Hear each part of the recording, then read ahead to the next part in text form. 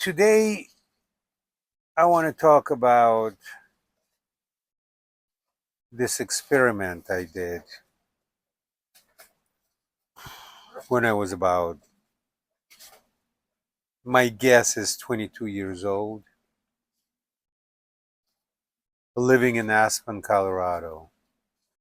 I used it, I stayed there for a while, a couple of years, and used it as kind of like a hub of some sorts.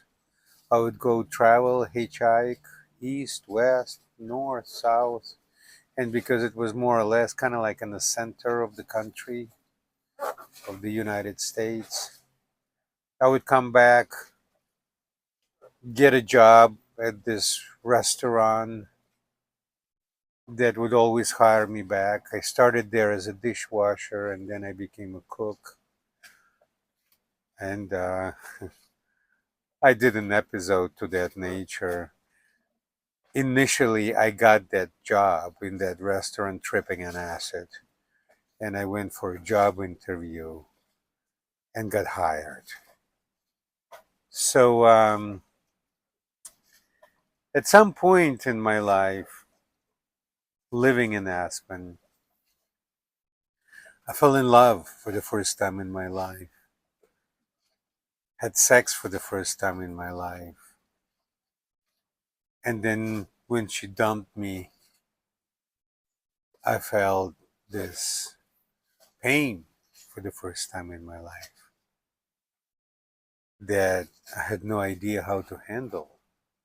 It wasn't a physical pain, but it was worse than physical pain.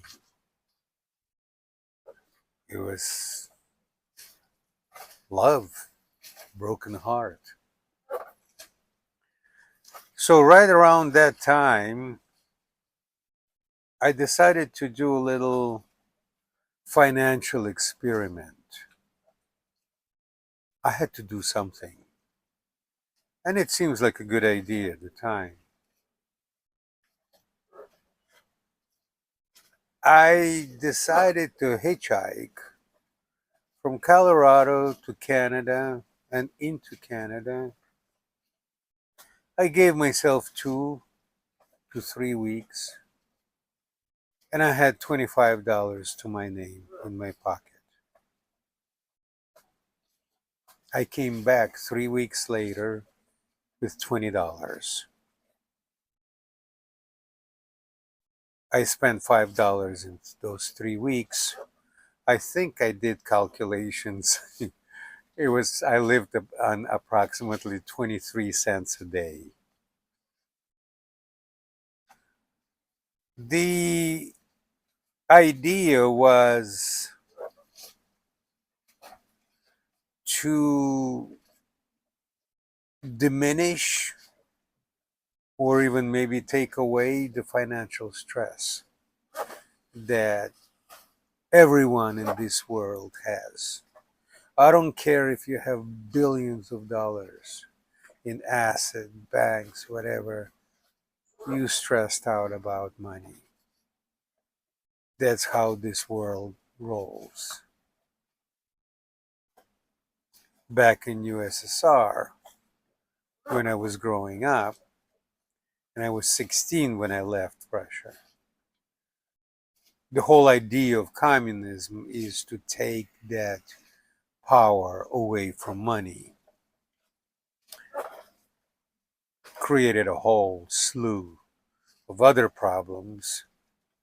However, money was not as powerful, at least in my experience, in USSR as they are powerful in the US. And I never had to beg once for money. I never asked for money. I never said, do you have $1 to spare? Never, none of that. That's kind of like beyond my self respect.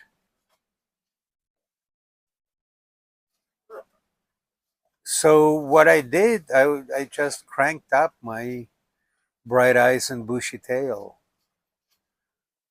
Back then, I drank, I got high, smoked pot, and especially when I'd be high on pot or catch a little buzz on beer, I just loved people. Just loved people. And being pretty much fresh from Russia, maybe 5, 6 years, had a very strong accent. People just found me fascinating. And I would go through very remote parts of this country. I think north of Colorado is Montana, and I went through like rural parts of Montana, some cornfields, mountains. Then when I crossed the Canadian border, I went to Lethbridge, Canada, it's Alberta. So a lot of times when the pickup truck would stop and pick me up, and they're like, "Where's that accent from?" I said, "From Russia." And mind you, it's late 70s, height of Cold War. They would be like, "You're from Russia? What the hell are you doing in the middle of nowhere?" And the conversation would start. If it was a farmer, he'd happily would bring me to his farm, introduce me to his family, you know, his daughter would have like big eyes on me because I was so exotic. I was free. I was traveling. And that daughter would be like a prisoner of that farm life and that little world that she lived in. Nothing ever happened, you know. I was still brokenhearted from my first love experience.